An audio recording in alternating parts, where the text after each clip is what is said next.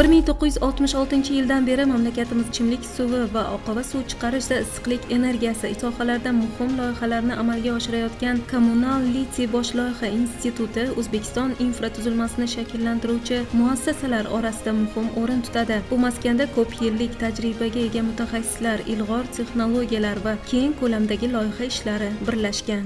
Institut arxivida 60 yillik tarixga ega loyihalar saqlanmoqda. Bu nafaqat hisob-kitob va chizmalar, balki mamlakatimiz kommunal soha infratuzilmasining rivojlanishiga qaratilgan strategik yondashuvlarni aks ettiradi. Institutning respublika miqyosida 9 ta mintaqalar aro va hududiy filiali faoliyat yuritadi va mamlakatning deyarli barcha hududlarida 200 nafardan ortiq tajribali, malakali mutaxassislar kommunal loyihalarni muvaffaqiyatli amalga oshirib kelmoqda. Kommunal loyiha ilmiy tadqiqot institutimizning asosiy faoliyati ichimlik suv ta'minoti, oqova suv ta'minoti inshootlari obyektlari, shuningdek issiqlik ta'minoti obyektlarini loyihalashtirishdan iborat. 200 ga yaqin malakali xodimlar faoliyat yuritadi. Shular jumlasidan ko'p yillik tajribaga bo'lgan ustoz xodimlarimiz ham bor. Institutimizda ustoz shogird an'anasi yo'lga qo'yilgan. Shu ko'p yillik tajribaga bo'lgan xodimlarimizni, yosh xodimlarimizga tegishli yo'nalish va ko'rsatmalar berib borishadi. Ko'pchilik aytadi, mana suv, misol uchun kranni ochasiz, suv keladi, tayyor suvni bo'ylaydi, lekin buni tagida ko'p yillik mehnat, o'ziga yarasha qiyinchiliklari bor. Loyihalashtirishdan oldin hududlarga chiqqan holda foydalanuvchi tashkilotlar, buyurtmachi tashkilotlari hamda bizning institut mas'ul vakillari ishtirokida joyga chiqib o'rganiladi. Loyiha qidiruv ishlari amalga oshiriladi, geologiya qidiruv ishlari, topogeodeziya qidiruv ishlari amalga oshiriladi. Bu o'z navbatida loyihani sifatli chiqishiga, kelajakda shu obyekt qurilishida ichimlik suv ta'minoti, issiqlik ta'minoti obyektlari bo'ladimi? Kelajakda ko'p yil ekspluatatsiya qilishiga ta'minlanishini olib keladi. Bu o'z navbatida mutaxassislardan tajribani albatta talab qiladi. Institut respublikada issiqlik ta'minoti, ichimlik suv ta'minoti va oqova suv sohasidagi eng ilg'or loyiha instituti hisoblanadi. Unda 4-toifadagi geodeziya ishlari uchun tegishli litsenziyalar mavjud. So'nggi yillarda institut tomonidan jami 1071 ta obyektda loyihalashtirish ishlari olib borilgan. Xususan, respublika bo'ylab bosh magistral quvurlar va inshootlar qurilishi, Toshkent viloyatida Qodiriya suv tozalash inshooti, Nurafshon shahrida oqova suv tizimlarini qurish, Jizzaxda Uzunbuloq suv tozalash inshooti, Qashqadaryo viloyati Dehqonobod tumanida Oqsuv Dehqonobod suv quvuri va Oqsuv inshooti, Jizzax viloyati Zomin tumani Sufa platosi hududida ichimlik va oqova suv tarmoqlari, Chimyon Chorvoq rekreatsion zonasida suv tizimi, Jizzax shahridagi Erkabir qozonxonasida kogeneratsion texnologiyani joriy etish, yangi O'zbekiston massivlaridagi muhandislik ishlarini tashkil qilish loyihalari shular jumlasidandir.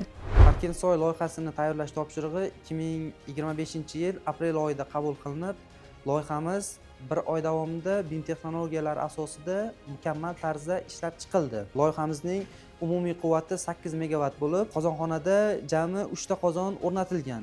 2 ta 3 megavat va bitta 2 megavat quvvatga ega qozonlar tanlab olingan va loyihamiz to'liq quvvatda ishlaganda jami 46 ta ko'p qavatli turar joy binosini isitishga mo'ljallangan bo'lib, hozirgi kunda 27 ta ko'p qavatli turar joy binosini mukammal tarzda issiqlik bilan ta'minlab kelmoqda. Loyihaga qo'yilgan qat'iy talablar asosida haroratlar grafigi 95-70 gradus Selsiy qilib belgilangan hamda barcha qozonlar va nasoslar energiya tejamkor, foydali ish koeffitsiyenti 92% dan yuqori bo'lgan uskunalardan tanlab olingan. Parkinsoy loyihasi BIM texnologiyalari asosida yuqori aniqlik, energiya tejamkorligi va ekspluatatsion samaradorlik talablari to'liq bajarilgan holda ishlab chiqilib, hozirgi kunda aholini ishonchli va barqaror issiqlik bilan ta'minlab kelmoqda. Har bir loyiha aholi hayotini yaxshilashga qaratilgan, ularni suv va issiqlik bilan ta'minlash, atrof muhitga ham ijobiy ta'sir qiladigan texnologiyalarni joriy qilishni nazarda tutadi. Institutimiz so'nggi 5 yillikda 5000 kilometrdan oshiq ichimlik suv tarmoqlari, 350 ga yaqin suv inshootlari, suv tozalash inshootlari bilan birgalikda 50 dan ortiq oqova suv tozalash inshootlari, nasos stansiyalari, 1,5 kilometrga yaqin oqova suv tarmoqlari, shuningdek 20 dan oshiq issiqlik ta'minoti qozonxonalari, 150 kilometrga yaqin issiqlik tarmoqlari loyihalarda faol ishtirok etgan. Biz har bir loyihani loyihalashtirayotganimizda atrof muhitga zararni kamaytirgan holda loyihalashtiramiz. Har bir obyektga ekologiya hujjatlarini tayyorlab, ekologik ekspertizadan o'tkazamiz. Raqamlashtirish sohasiga keladigan bo'lsak, biz 2025-yildan raqamlashtirish bo'yicha ishlarni boshladik.